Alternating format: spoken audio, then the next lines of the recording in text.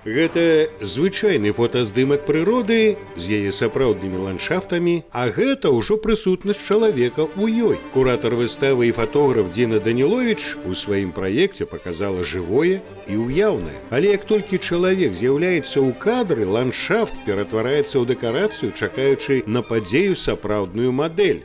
Когда человек приезжает в новое место, он открывает себя заново. Может забыть, кто он такой, свою социальную роль, раствориться в этом месте и так открыть и себя заново. Этот проект такой ретрит своеобразный, поскольку он посвящен природе, и человек приходит здесь и как будто сам погружается в эту природу. У арт-вёсцы Каптаруны некалі прайшоў пленэр, але ніхто і не змог падумаць, што менавіта ён і стане асновай праекта і стартавай кропкай для нечага вялікага. У ім 11 мастакоў разважаюць на розныя тэмы, але аб'ядноўвае іх прырода, рэчы і чалавек. Автор этого проекта Сержук Медведев говорит о том, что предметы захватили жизнь человека, что он сам того не замечая попал фактически к ним в плен.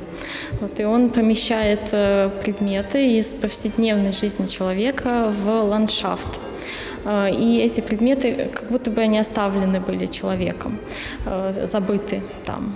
И эти предметы становятся частью этого ландшафта. На экспазіцыі падрыхтаваны не толькі фотаздымкі, але і відэашэраг з інсталяцыямі. Таксама ў межах суправаджальнай праграмы праекта напрыканцы ліпеня адбудуцца экскурсіі з куратарам і аўтарамі праекта, дзе сам-насам можна задаць розныя пытанні.